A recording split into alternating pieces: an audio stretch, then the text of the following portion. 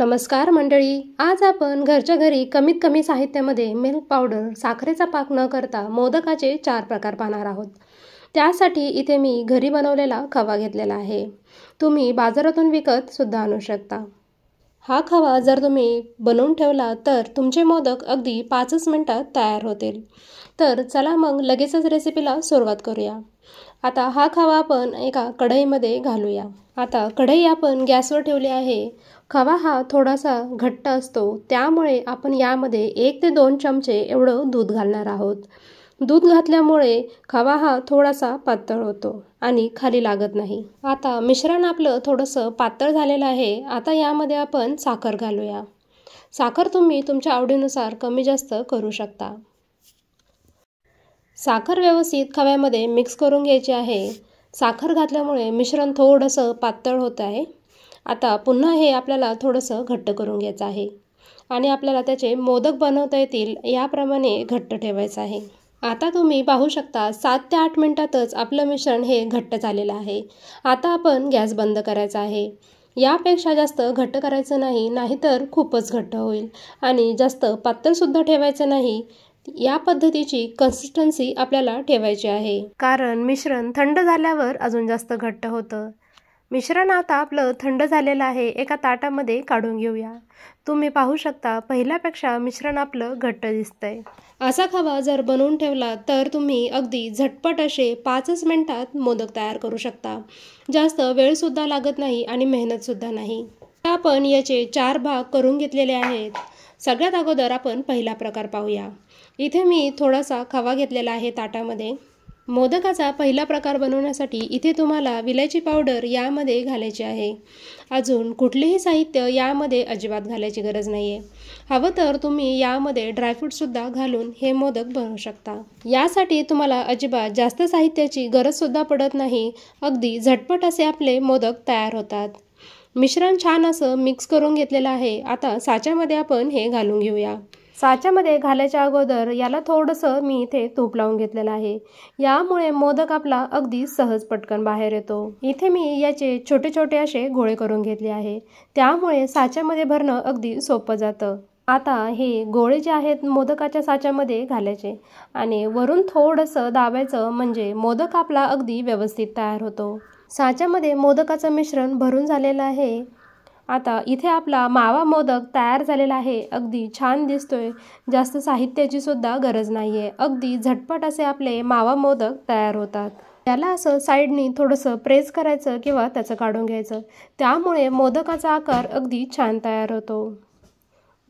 सगळे मोदक आपण एका ताटामध्ये काढून घेऊया. इथे आपले मस्त असे मावा मोदक तयार झालेले आहेत. पाहूया दुसरा प्रकार.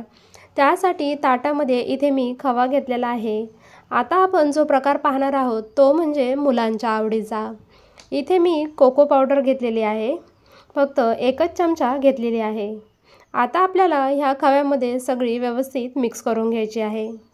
खवा आणि कोको पावडर व्यवस्थित मिक्स करून झालेला आहे. आता लगेच याचे आपण मोदक तयार करायला घेऊया. तुम्ही तुमच्या आवडीप्रमाणे यामध्ये ड्रायफ्रूटसुद्धा घालू शकता. आता हे मिश्रण आपण लगेचच मोदक साच्यामध्ये घालूया. मिश्रण थोडंसं दाबून घ्यायचं, त्यामुळे मोदकला आकार छान येतो. बाप्पाचे तसेच लहान मुलांच्या आवडीचे सुद्धा इथे आपले चॉकलेट मोदक तयार झालेले आहेत. दुसरा मोदकसुद्धा आपला इथे झटपट तयार झालेला आहे. यांना ताटामध्ये काढून घेऊया. इथे आपले दोन्हीही मोदक एकदम छान दिसतात आहे. तुम्ही नक्की बनवा. रेसिपी आवडली तर लाईक करा आणि नवीन असाल तर चॅनलला सबस्क्राईब करा. तर पाहूया तिसरा प्रकार. इथे मी एका वाटीमध्ये थोडेसे केसर घेतलेले आहे. त्यामध्ये थोडंसं कोमट दूध घेतलं आहे आणि यामध्ये मी इथे पिवळा रंग घेतलेला आहे. व्यवस्थित हे मिक्स करून घ्यायचं आहे आपल्याला. आता आपण मोदकाचा तिसरा प्रकार पाहतोय.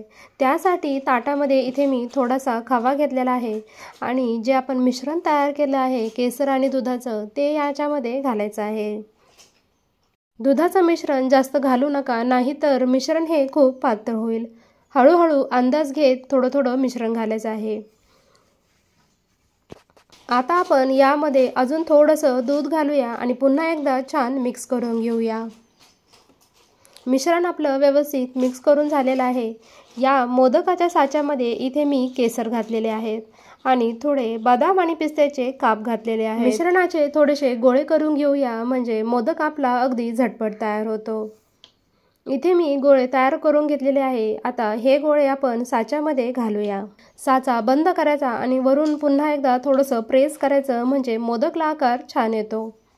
इथे आपले केशर पिस्ता मोदक तयार झालेले आहेत, अगदी छान दिसतात आहे। यावर्षी या गणपतीला तुम्ही हे मोदक नक्की बनवा, अगदी छान होतात, झटपट तयार होतात। बाजारातून विकत आणण्यापेक्षा यावर्षी हे मोदक तुम्ही घरीच बनवा।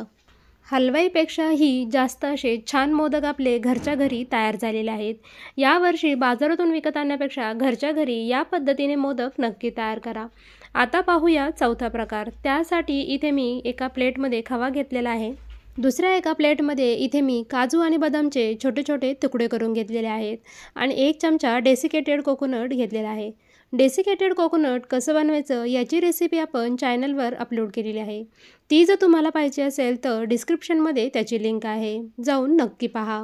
आता आपण यामध्ये 1 चमचा गुलकंद आणि 1 थेंब एवढा गुलाबी रंग घातलेला आहे, त्यामुळे मिश्रणसुद्धा अगदी छान दिसतं। व्यवस्थित सगळं मिक्स करून घ्यायचं आहे। मिश्रण व्यवस्थित मिक्स करून झालेलं आहे। आता आपण याला बाजूला ठेवूया।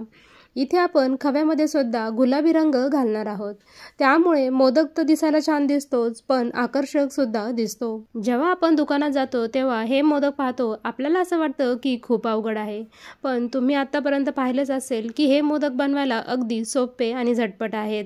जर तुमचा खवा रेडी असेल तर हे मोदक बनवायला अगदी झटपट तयार होतात।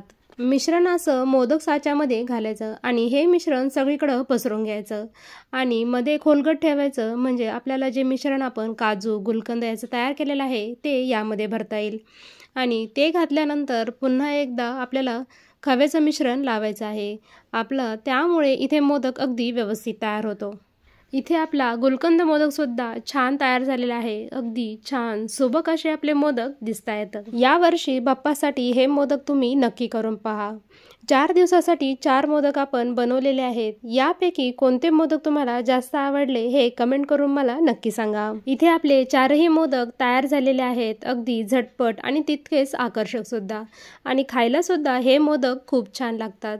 कुणीच म्हणू शकत नाही की हे तुम्ही घरी बनवले आहेत। तर कशी वाटली आजची मोदकची रेसिपी आवडली असेल तर लाईक करा, नातेवाईक मित्रमंडळी सोबत सुद्धा शेअर करा आणि चॅनलवर नवीन असाल तर सबस्क्राईब जरूर करा। पुन्हा भेटूया अशा छान रेसिपी सोबत।